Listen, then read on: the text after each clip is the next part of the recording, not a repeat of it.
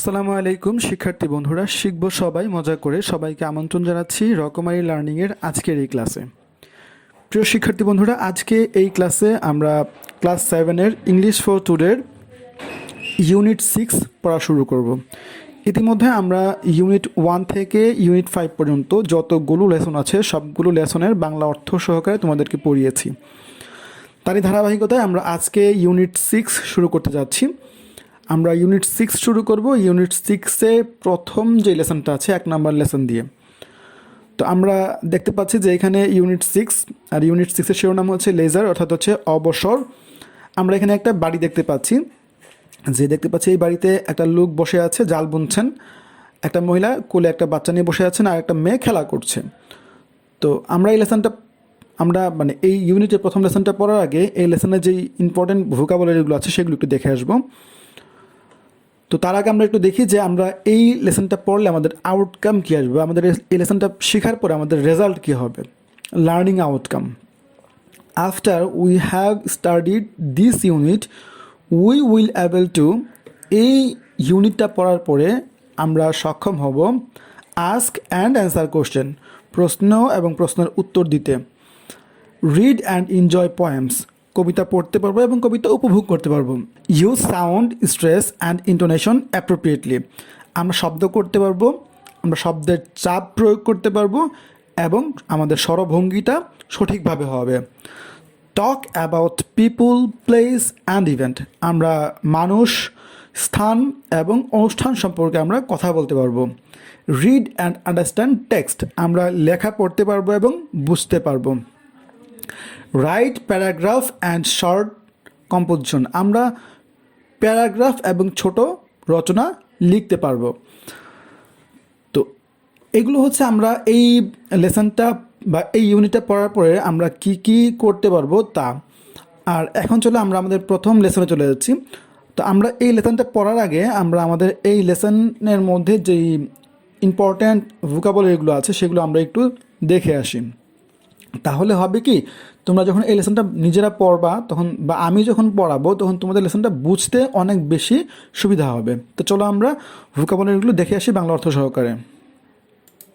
ওকে, sound শব্দ, stress চাপ, intonation স্বরভঙ্গি, laser অবসর, ওয়েক আপ ঘুম থেকে জেগে ওঠা, ব্রেকফাস্ট সকালের নাস্তা, স্ন্যাক নাস্তা বা সন্ধ্যার নাস্তা, ম্যাথ গণিত, সায়েন্স বিজ্ঞান, সোশ্যাল সায়েন্স সামাজিক বিজ্ঞান, সাপার রাতের খাবার,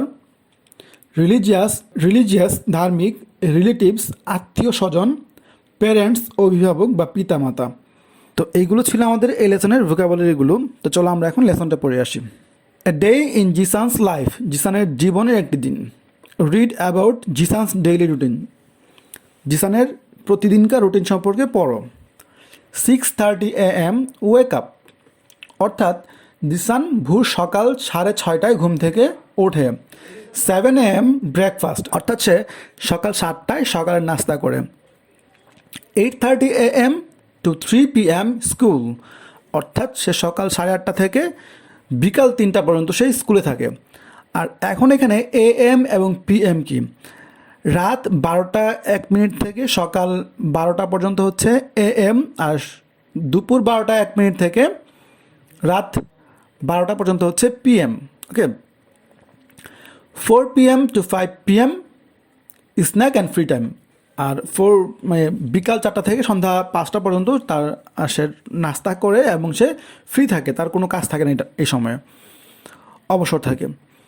5 PM to 6 PM study with maths or science teacher, অর্থাৎ সন্ধ্যা 5টা থেকে সন্ধ্যা 6টা পর্যন্ত সে গণিত অথবা বিজ্ঞানের শিক্ষকের কাছে সে পড়াশোনা করে। 6:15 to 7:15 study with English or social science teacher, অর্থাৎ 6:15 থেকে 7:15 পর্যন্ত সে ইংরেজি অথবা সামাজিক বিজ্ঞান টিচারের কাছে পড়ে। 7:30 PM to 8:30 PM, অর্থাৎ 7:30 থেকে 8:30 পর্যন্ত হোমওয়ার্ক, সে তার বাড়ির কাজগুলো করে। 8:30 PM অর্থাৎ 8:30টায় সাপার রাতের খাবার খায় বা ডিনার করে। And 9 9 PM to 10 PM TV, অর্থাৎ সে রাত 9টা থেকে রাত 10টা পর্যন্ত টেলিভিশন দেখে। 10:30 PM গো টু বেড, এবং সে 10:30টায় ঘুমোতে যায়। On Friday Zisan does not go to school, আর শুক্রবারে জিসান স্কুলে যায় না, but he studied 1 hour with religious teacher, কিন্তু সে ওই দিন 1 ঘন্টা ধর্মীয় শিক্ষকের কাছে পড়াশোনা করে। He also studies his school subject by himself, আর সে তার নিজের যে স্কুলের যে বিষয়গুলো আছে সে নিজে নিজে সেগুলো বাসায় পড়ে। Often he goes to visit his relatives with his parents, আর মাঝে মাঝে সে তার বাবা মার সাথে তার আত্মীয় স্বজনদের বাসায় বেড়াতে যায়। তো প্রিয় শিক্ষার্থী বন্ধুরা, এ ছিল আমাদের আজকের এই লেসনটি।